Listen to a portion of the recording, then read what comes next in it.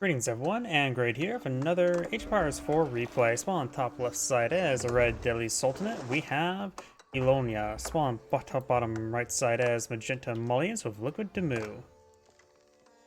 Last weekend I did have a bit of troubles with recording, and it seems like the recent patch may have reset some video settings, but it looks like everything's fine. So maybe I'm a little bit too hyper-focused on that at the moment. I feel like there's some lag spikes here and there. Let me just double check something. Graphics, graphics.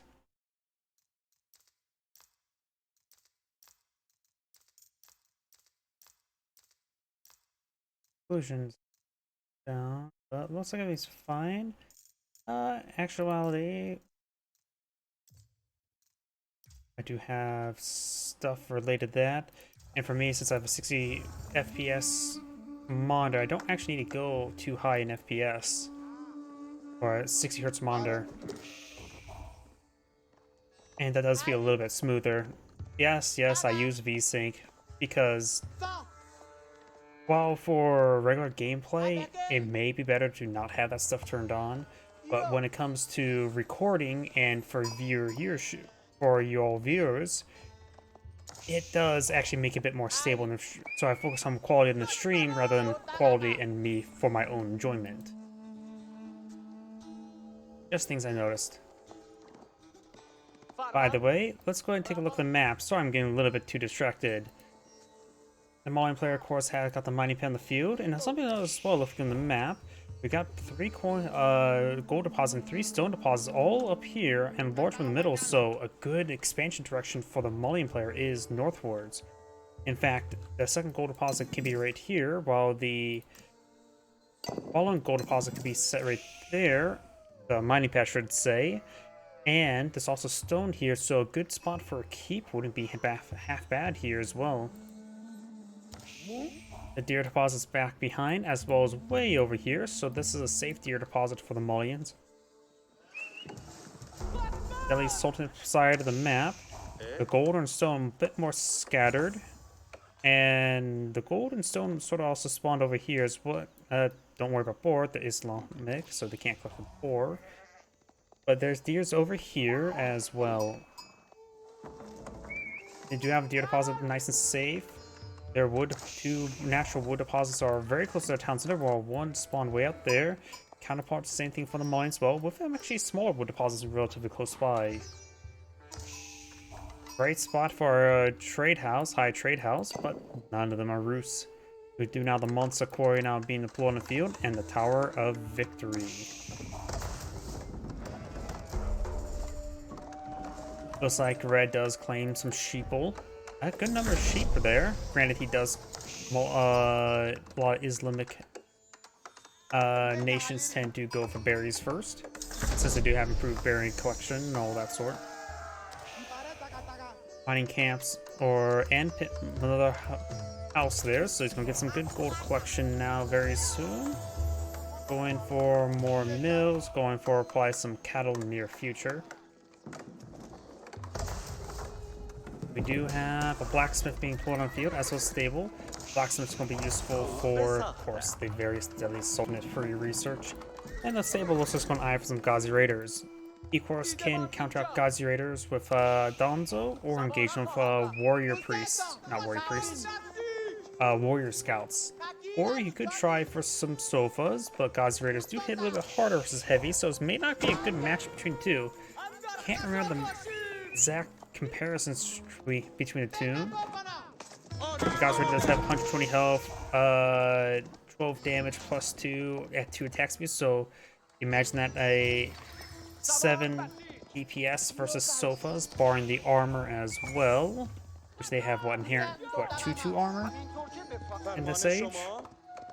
So about 5 damage per strike hit, or 5 DPS, nothing too significant. It wouldn't be like that, it would be 6 DPS. We do have that scout going down. We got Red, Scout, and other Ghazi Raiders. Got a good number of Ghazi Raiders being put on the field. It's one designed to plot the counter of the Donzo. The Donzo is an excellent spearman variant. Not only they have a little bit extra armor and health, They also do have good spear throw ability. That spear throw ability does do plus double damage versus cavalry.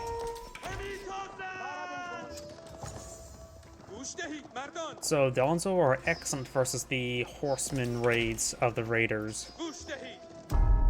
But we do have a stream of archers now being put on the field engaged to Donzo. Warrior scouts do not get bonus increased range unless they're veteran warrior scout, which is a castle age variant for them. So he may need to mix in some sofa against these archers or go with some javelin throwers. Could try warding them away with an outpost or two, or tool outpost I should say. Donzo will get a good volley there. This Donzo does receive a good volley and does go down. And now Red's trying to capture up some of these sacred sites. Does get a good number of cattle inside the cattle farms. And that villager will get nailed.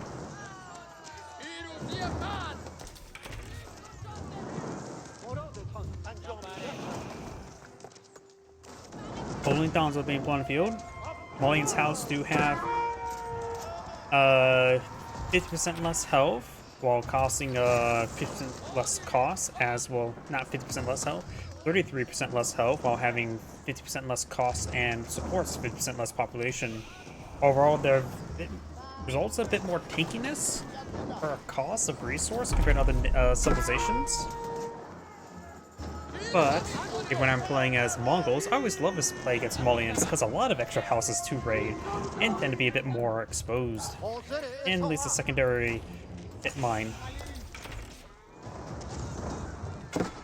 Now I got some javelin throwers now being queued on up.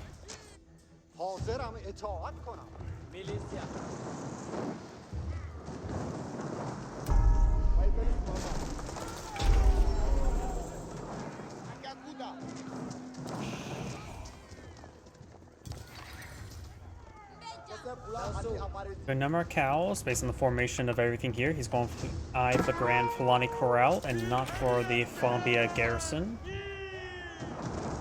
Or he just getting them set up that formation in case if he wants to go to the go for the Grand Fulani Corral and may still eye just the Fombia Garrison instead.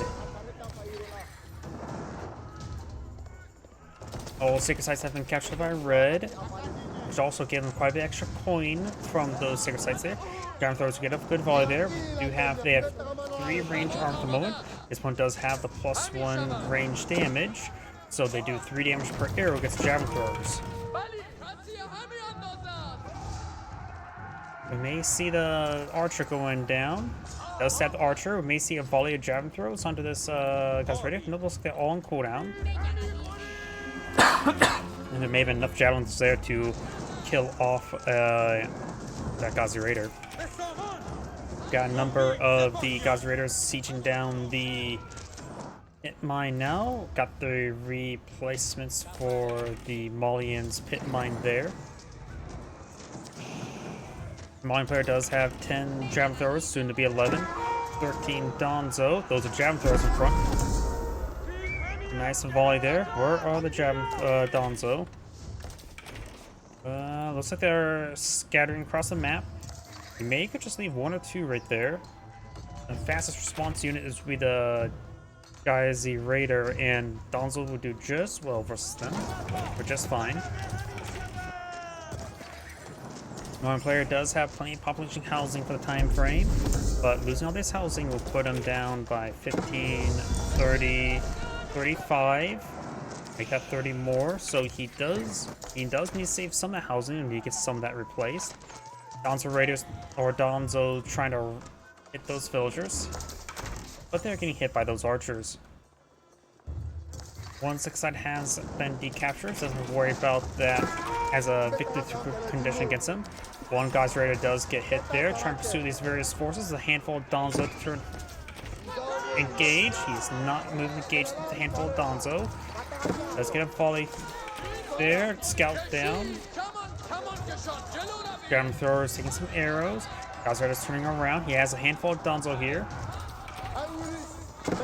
That Donzo will get annihilated.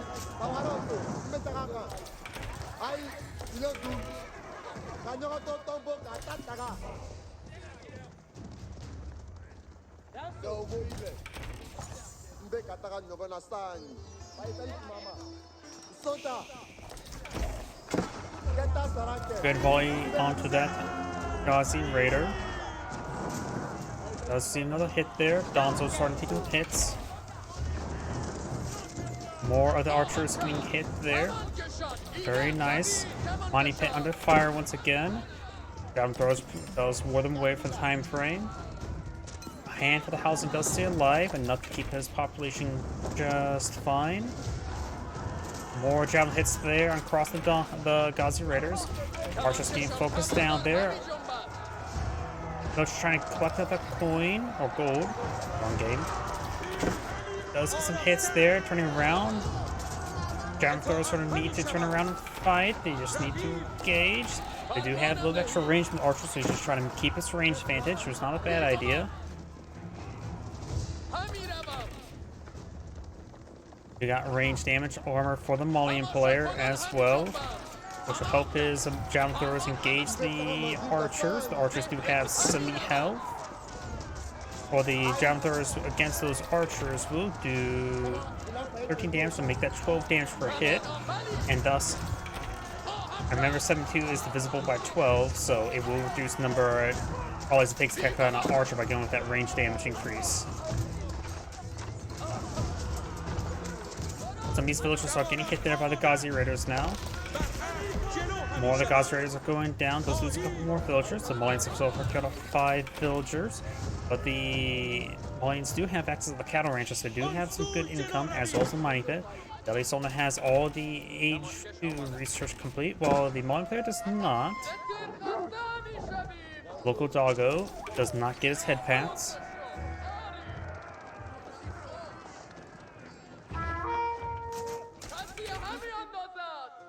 Archer does go down there. We've got a couple Ghazi Raiders and archers there.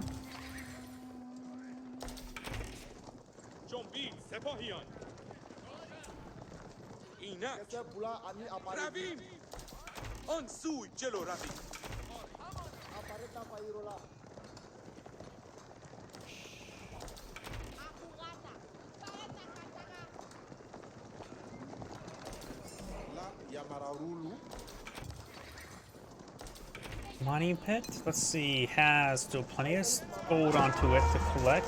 He does not have a sofa here. Sofa does have 2 melee armor. The Ghazi Raiders would do 11 damage per strike. Or nope, 13 damage per strike. Sofas do have 155 health. Ghazi Raiders have 140 health. And the Sofas do have attack of 16 and higher attack speed, so they do have higher DPS and more health as well as more armor compared to 1v1 combat. Sofas do also have cost 180, while the Ghazi Raiders do cost 140.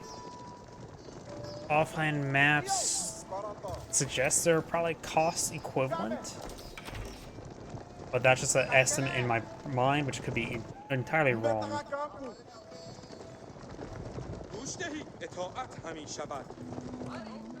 Granted, the Sofas also do offer a bit of armor to help engage opponents' archers as well. They do also do plus, what, 2 damage, 1 damage versus infantry?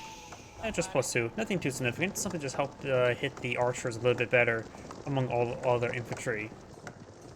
Villagers now potentially go down. Does take an archer hit there. Single Donzo here for defense. Red's starting to fall back there. Red has an army of 60 versus an army of 46. Red is now starting to age up. This does not result in a tech advantage until later, because since the Deadly Sultanate get their research for free, it takes an extreme amount of time. If somehow the Deadly Sultanate does pull off a timing attack or they get a tech advantage, it means the Malian players are really far behind. Sofas and Donzo push forward. Sofas now, or Donzo's now trying to gauge the Ghazi Raiders. Ground is getting some good damage down the various archers. It's good it's not focus firing because it will definitely overkill. Ghazi Raiders are still moving around. Javelin throwers do have pretty decent damage, so they can punch harder versus the Ghazi Raiders as well. They have 3 range armor versus 9 damage, so 6 damage per strike.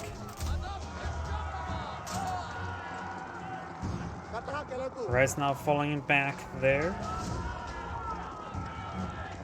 And Red does have the sacred side of victory as well, or at least counting down. He is getting some good gold from those sacred sites as well. That's basically all of his gold income at the moment.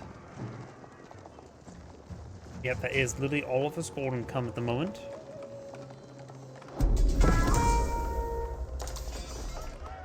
He's now going for some man-at-arms. We do have some Musafati warriors now on the field as well. She is camouflaged forward, but she will quickly go down. She's classified as light melee, so she will receive both damages to the archers. The Malian or Deadly Summons now trying to mix in some crossbows. They do offer a bit more of a quality spike than trying to upgrade its archers at the exact moment, as well as they do offer some counter play against the sofas, being anti-heavy. Lancer now being employed on the field as well, another high quality unit that does actually one of the few things that does allow the Deadly Summon to pull off a timing attack. Though granted, they can't mass up a mass number them immediately like any other Age 3 unit.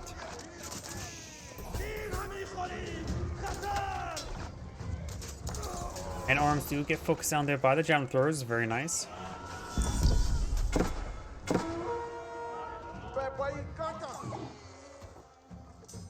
So if it does find some of these villagers, first one will go down. Javelin throwers too, trying to pursue these forces, doing excellent work here, able to outrange everything. And how's their movement speed? Their movement speed is actually archer speed and not other slow like man-at-arms or longbow speeds. He is getting a number of kills on these villagers there. These single sofas doing very, very good work. Another Lancer does go down, focused down by the javelin throwers. He's doing a great job of microing these javelin throwers. Actually good number of Lancers here, as well as a pair of outposts. And the sofa's now been detected. He already killed off 5 villagers there, and soon to be 6. He will pull ahead in villager count, thanks to the efforts of that single sofa. Let's call him the Sofa King. The Sofa King.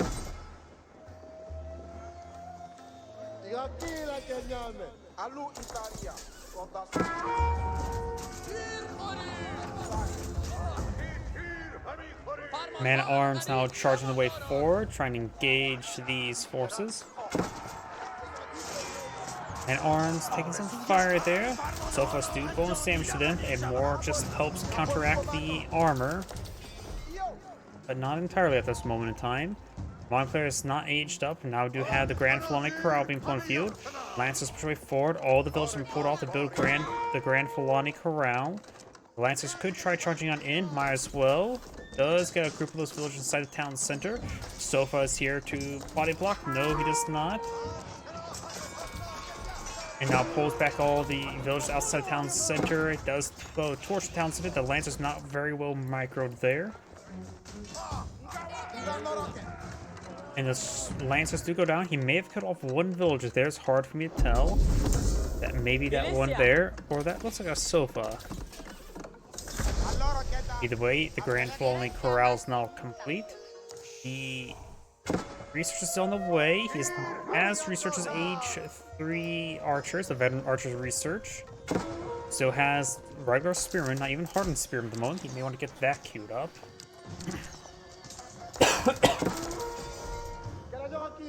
As Malian compositions tend to mix in a large number of sofas, so getting those spearmen upgraded sooner rather than later is actually very important, I would say, for the Delhi Sultanate.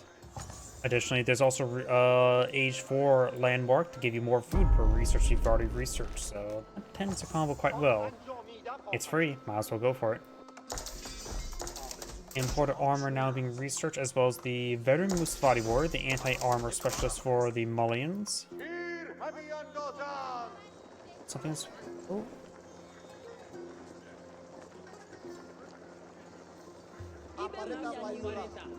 I just had to check something over there on my other computer. Sofa is now pushing the way forward. We'll find the Imam, or Scholar I should say. Lancers do take a bit of damage. Notice the veteran Musafati warrior research. The veteran Donzo is already on the field. Does throw out a number of javelins there.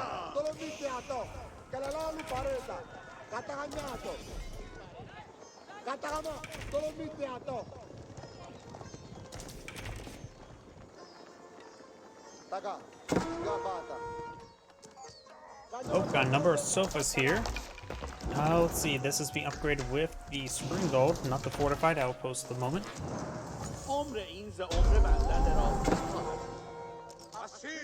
Sofas right now do have 7 armor, so those arrows, extra arrows, doing 1 damage each. In other words, basically nothing. Sofa engaging the Lancer there. Lancer does get impalement on a villager. Getting some hits there. And also the Lancer will be cleaned on up. Red does lose a man-at-arms here. We'll lose a couple archers as well. Gotten quite a nice size force here.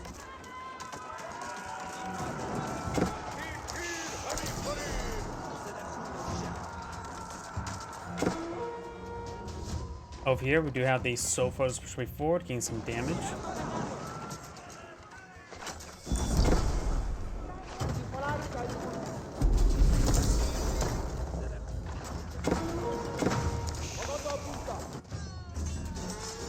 Lancers engaging some of these villagers. Got a round of walls going, or not walls, housing going up for the improve the mining pit. Red has killed off a good number of villagers. He must have got a good number there. Man-at-arms here in good numbers. Does hit some of these villagers. Over here, got just more javelin throwers trying to hit the scholar.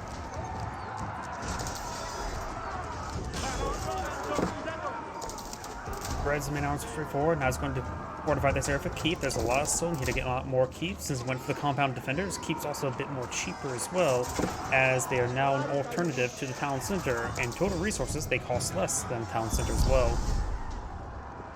So going for mass keep for the Deadly Sultan is a good idea. It will spike his villager production quite a bit.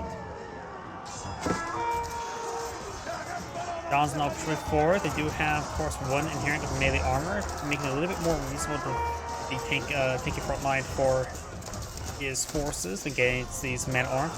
Got another jam throwers or archers and crossbows in the back line there. Jam throwers trying to pick off some of these units. More jam throwers here, picking off some more of the extra units. Sofa does get impaled there, and looks like the Magenta's starting to fall back now. Takes out 1 more crossbow there. The rest of these forces falling back. Magenta has a force of 66, opponent has a force of 36. The quality is in favor of Magenta as well. Up north, we've got a good number of sofas up here, able to overwhelm these fortifications. As spring gold and fortified. But there's quite a bit sizable force there, and we've got small strike forces here and there.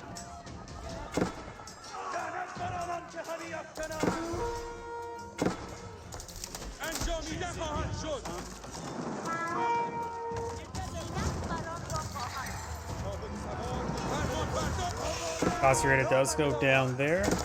Man-at-arms falling back with some crossbows.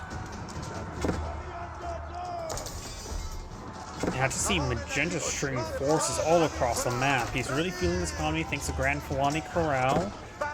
Able to get quite a bit extra resources going. Got 15, 13, 17, so it's about 2,600 resources per second. His opponent right now is going for quite a bit of stone right now. That's why he has enough for another castle or keep. But we'll be able to deploy another defensive fortification out. He can deploy out stone walls and the gates as well as towers if you ever so choose with his infantry.